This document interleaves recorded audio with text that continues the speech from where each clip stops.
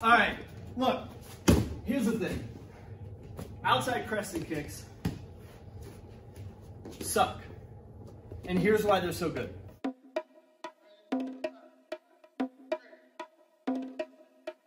Perfect.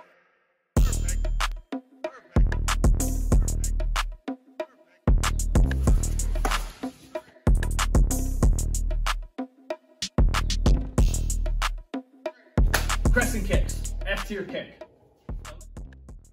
So with that being said, I can make my own sound effects because I don't know where to find them on YouTube. Okay, so a lot of people will be like, this is inside because I started from the inside. And if you nitpick on that kind of stuff, you can't fight. All right, look, there's not even enough time to sit down. Pretty much this video is a cluster. It was all over the place, didn't make any sense. So what I did is I edited it in so you can pretty much figure out 6 different ways that either you can use a crescent kick or people have used crescent kicks in the past. Thank you for your time. Continue the video. Also, if you liked and subscribed, it wouldn't be the end of the world. Crescent kicks are really cool against like a specific type of fighter, like against people who are here. Yeah. Right? And what's really funny is you see a lot of crescent kicks in Muay Thai. They just call them roundhouse kicks. They're more like they don't. Oh, okay. They cross the top of the head. They kind of come like this, but then what's really funny is eventually you'll see them come like this. And because Muay Thai kicks keep those toes like this, their foot relaxed because they're hitting with the shin, so it wraps around. And then what's funny is that it ends up looking like this.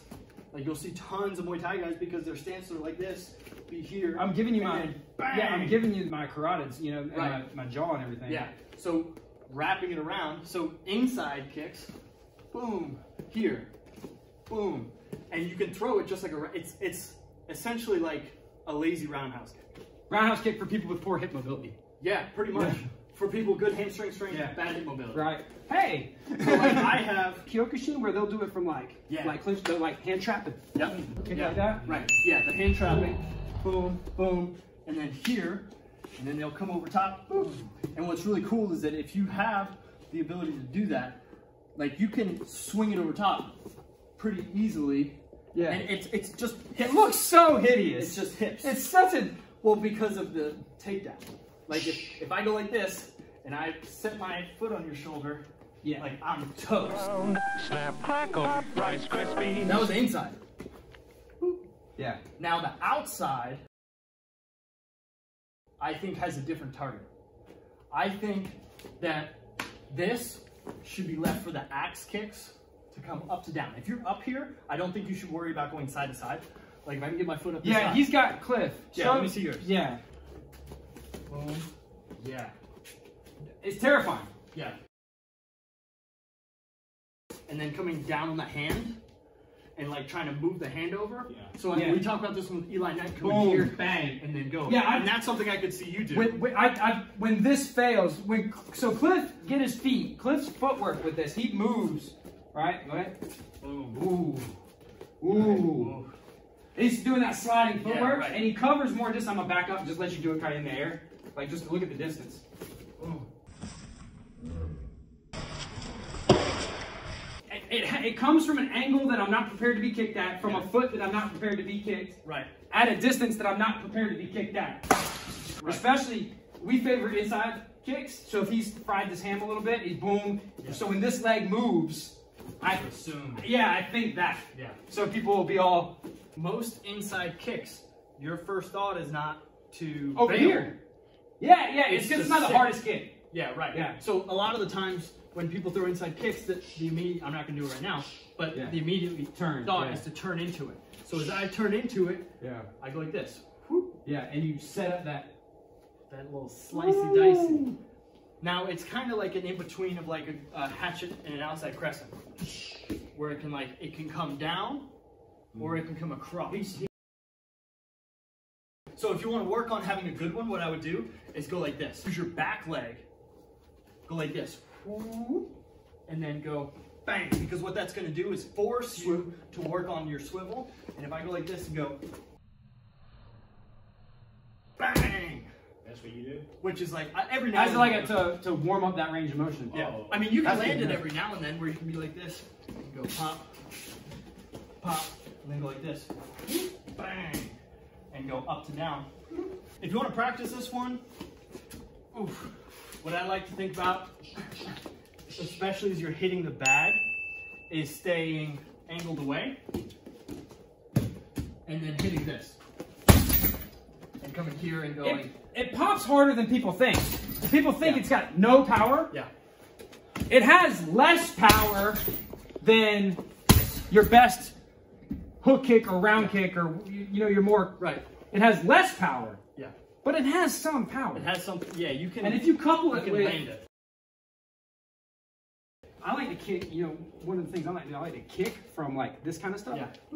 Yeah. You know what I mean? You can easily do that because your hips are already square. Yeah. You have good posture here. Well, when we used to practice it, I don't know if this was the Bunkai. Yeah. Is it Bunkai? Bunkai. When we used to practice it, we would use the hand as a target. And they always explained it was to keep us from like over rotating and hurting ourselves or going off balance or whatever. But I go boom, bow, boom. That's hard enough. You will see plenty of Muay Thai guys who are legit kickers who throw this kick right here. Because it is a straight line kick, point A to point B, no fuss, no muss, no coconuts. And Brian Hoover taught us the one I was getting you with in sparring. Yeah. The crescent kick here. Yeah. Boom. Also a crescent kick. What else is a crescent kick? I go twist kick, the backwards roundhouse kick. You could call that a version of it. Yeah. Like this. Now sorry, it's habit. Yeah. This one's tough because you do have that. Yeah. Where if somebody's got a lower guard. But you know what? And maybe this is a little off topic, but it circles back. We talked about. I use this. If I go right leg up, boom. This leg moves. Yeah. This leg moves. It's happening over here. Right. Boom. They start hunching over that way. Right. And then when this leg moves, they think it's over here. And it's that one there. Or worse. Do you know what the worst is? What's the worst? We're getting into safe space karate over here. You know what's really brutal with these? The toe kick? Is when it's like that. Same thing here. I've seen boards being broke with that, with the little twist kick. And if you could break a board with a strike, you can break a knife. You can no. If you can, if you can dodge a wrench, you can dodge it. If you can. I was trying to. Y'all be breaking knives over there at Sensei Seth Karate? Oh, man. We're doing breaking today. What are we doing? Knives, bricks? Or boards, bricks? No, we're doing knives. You know, it's also a crescent. Why do you hate capoeira so much? I don't hate capoeira. You hate capoeira? I don't hate capoeira. I did put it at F2. This dude hates some capoeira. But it was designed to not look like martial arts, and it fooled me. Why do you hate it? I don't hate it. They use cool stuff. You've seen me throw stuff that they have. You know what else is a crescent kick? Bad tornado kicks. Dude! You know I'll be sandbagging on that on my channel. Bad tornado kicks. Here. Bad tornado kicks are good crescent kicks. Yeah. Bad tornado kicks are good crescent kicks. You're telling me, so here we go. Crescent kick doubters. Yeah. Crescent kick deniers. To all them doubters. Means all them doubters. Yes! Saying what now? To all the crescent kick deniers. My bad tornado kick is usually a good crescent kick. Just call it a crescent kick. Very because you're telling me, if I possessed the Sensei Seth mobility to do this kick at that height, sure, decapitating a dude. Yeah. But are you telling me that if you hit a human like that, that it wouldn't hurt? It would hurt, for sure. It would hurt, and it lands I get them all the time. We did that. Was this on your channel? We did this? I set them up like this. Boom, like that. Yeah, that was one. And there's variations on it, because I can come from the outside and come like forward. Yeah. You know, you can change the trajectory of it. Yeah. Cliff's crescent kick sometimes turns more into an X kick. Right. Sometimes my inside one turns into a front kick. Right. And what happens is, as you get the hip mobility to throw good outside, inside crescent kicks, you have more options to make them not crescent kicks or make them crescent kicks. And pretty much to do what you want. Also, one last one that I have. Ready? One inside crescent kick. Oh, that's an inside crescent kick. Trying to sweep that foot. It is that. That's It is an inside crescent kick. Yeah, just like a calf kick is a round kick. You know, just like a boom. You know. Yeah. But when you talk about hip mobility, I think the barrier for entry, hip mobility wise, is lower. Yeah. Than like a roundhouse to the head. Yeah. It's really hard to do. Right. That's super easy. Yeah, exactly. Main down. What about double inside crescent kick? That's a good one. We'll have to add that to the list. That'll be my next teachable course.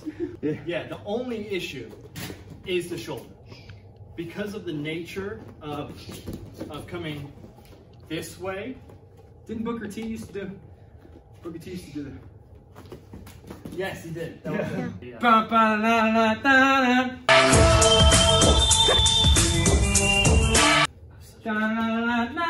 When I was a kid, and you go boom, and they'd be like this.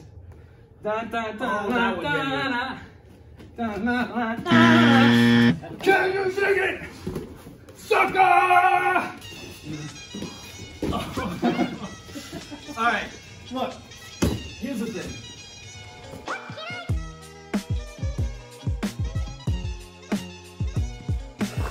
No! Dang it. You good? Yeah.